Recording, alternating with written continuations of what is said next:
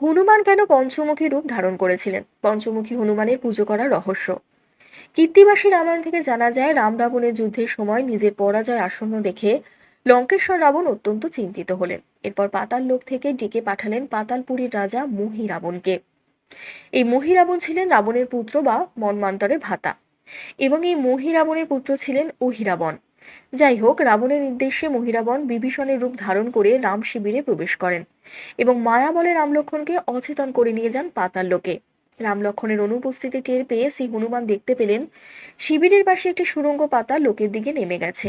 তিনি বুঝতে পারলেন রাবণের ষড়যন্ত্রেই রাম লক্ষ্মণকে অপহরণ করে পাতালে নিয়ে যাওয়া হয়েছে। তাই তিনিও কালক্ষেপণ না করে দ্রুত বেরিয়ে পড়লেন পাতাল লোকের অভিমুখে। উল্লেখ্য, পাতালরাজ মহিরাবণ ছিলেন দেবী পাতাল ভৈরবীর একনিষ্ঠ ভক্ত। তাই রাম লক্ষ্মণকে নিয়ে পাতালে পৌঁছে তিনি তাদেরকে দেবী পাতাল ভৈরবীর উদ্দেশ্যে বলিদান করার প্রস্তুতি শুরু করলেন। দেবীর চারপাশে 5টি প্রদীপ জেলে তিনি শুরু করলেন দেবীর পুজো। এদিকে দীর্ঘ পথ ভ্রমণ করে শ্রী হনুমানও পৌঁছে গেলেন পাতাল লোকে। হনুমান দেখতে পেলেন বন্দি রাম লক্ষ্মণের সামনে 5টি প্রদীপ জেলে পুজোয় বসেছেন মহিরাবণ। জ্ঞান গুণ সাগর হনুমান দেখতে বুঝতে পারলেন অসুর মহিরাবণ রাম লক্ষ্মণকে বলি দেওয়ার পরিকল্পনা করছেন, এবং তাদের সামনে যে 5টি প্রদীপ জ্বালানো রয়েছে সেগুলো একেবারে নেভাতে পারলেই মহিরাবণকে পরাজিত করা যাবে। তাই এবার সংকটমোচন শ্রী হনুমান ধারণ করলেন তার পঞ্চমুখী রূপ। 5টি মুখ, 10টি হাত এবং 15টি নন সম্বলিত রূপ ধারণ করে তিনি একসাথে নিভিয়ে দিলেন 5টি প্রদীপ। ফলে দুর্বল হয়ে পড়লেন অসুর মহিরাবণ। এরপর মহিরাবণকে পরাজিত ও শিরচ্ছেদ করে রাম লক্ষ্মণকে উদ্ধার করেন শ্রী হনুমান। পঞ্চমুখী হনুমানের সম্মুখ ভাগের বা প্রথম মুখটি তেজদীপ্ত হনুমানের, যা কোটি সূর্যের সমান উজ্জ্বল। এই মুখের তাৎপর্য হলো এই মুখটি পাপের সমস্ত দাগ দূর করে মানের বিশুদ্ধতা দান করে এবং শত্রু দমনে সাহায্য করে থাকে। পঞ্চমুখী হনুমানের দ্বিতীয় মুখটি হচ্ছে তীক্ষ্ণ দন্ত এবং ধনুকের মতো বঙ্কি ভ্রু শোভিত নৃসিংহ মুখ। এই ভয়ঙ্কর মুখটি আমাদের ভয় বিনাশ করে। তৃতীয় মুখের স্থানে রয়েছে বক্রচঞ্চ সম্বলিত শক্তিশালী গরুর মুখ। পঞ্চমুখী হনুমানের এই মুখ সর্পভয় এবং অপদেবতার ভয় দূর করে। এছাড়াও মুখটি সৌভাগ্যের প্রতীক বলে বিবেচিত হয় এবং ভক্তদের সকল বাধাবিঘ্ন দূর করতে বিশেষ ভূমিকা পালন করে।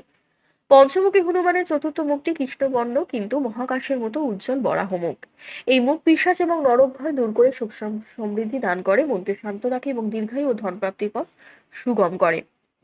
পঞ্চমুখী হনুমানের পঞ্চম মুখটির নাম হয় গ্রীব। এখানে হয় শব্দের অর্থ ঘোড়া বা অশ্ব, এবং গ্রীব শব্দটি দ্বারা গ্রীবা বা মুখী বোঝানো হয়ে থাকে। এই মুখ দানব বিনাশী। বলা হয় এই মুখ ভক্তদের শক্তি ও জ্ঞান দান করে এবং আধ্যাত্মিক উন্নতি ঘটায়। এছাড়া এই রূপ ভক্তদের যে কোনো কষ্টে নিবারণ করে এবং মনের সুপ্ত কামনাগুলোকে বাস্তবে রূপদান করতে সাহায্য করে। এবার আসুন জেনে নেওয়া যাক পঞ্চমুখী হনুমানের পুজো বা আরাধনা করলে কি কি ফল লাভ হয় সেই সম্পর্কে। জীবনে নানাবিধ সমস্যায় জর্জরিত মানুষের ত্রাতার ভূমিকায় আবির্ভূত হন শ্রী পবনপুত্র হনুমান। তাই তো বিপদে আপদে সংকটমোচন শ্রী হনুমানের নাম স্মরণের পাশাপাশি হনুমান চালিসা পাঠ করে থাকেন শ্রী হনুমানের ভক্তবৃন্দ। তবে এই পঞ্চমুখী হনুমানের নাম, জপ, পুজো পাঠ এবং স্তবে পাওয়া যায় আরো অনেক বিশেষ কিছু ফল। বলা হয় জীবনে যে কোনো কষ্ট লাঘব করতে হনুমানজির এই পঞ্চমুখী রূপের আরাধনা করা হয়। খেয়াল করে দেখবেন এই রূপে হনুমানজির 5টি মুখের প্রতিটির সাথে 3টি করে সুন্দর নয়ন রয়েছে। এই ত্রিনয়ন আমাদের জীবনে ত্রিতাপ এবং আধ্যাত্মিক, আধিদৈবিক এবং আদি ভৌতিক তাপ থেকে মুক্তি প্রদান করে। শাস্ত্রজ্ঞদের মধ্যে হনুমানজির এই পঞ্চমুখী রূপের পুজো করলে সব দেবদেবীর পুজোরই ফল পাওয়া যায়। এছাড়া আর্থিক ও মানসিক কষ্ট দূরীকরণ, যে কোনো রকম দুশ্চিন্তা এবং ভয় থেকে মুক্তি লাভ, শত্রু বাধা দূরীকরণ, যে কোনো বাধা বিঘ্ন নাশকরণ, সৌভাগ্য আনায়, ধনপ্রাপ্তি এবং দীর্ঘ আয় প্রাপ্তি সহ অসংখ্য মঙ্গলজনক কাজ সম্পাদিত হয় শ্রী হনুমানের পঞ্চমুখী রূপের উপাসনা করলে। ওম নম হনুমতে রুদ্রাবতারায় সর্বশত্রু সংহারায় সর্বরোগ হারায় সর্ববশীকরণায় রামদূতায় সহ। এই মন্ত্রটি পঞ্চমুখী হনুমানের সামনে 21 বার বা 11 বার স্তব করার বিধান দিয়েছে শাস্ত্রজ্ঞরা। এতে জীবনের সমস্ত বাধা বিপত্তি কাটিয়ে মানুষ ধাবিত হয় সাফল্য এবং সমৃদ্ধির দিকে। ধন্যবাদ।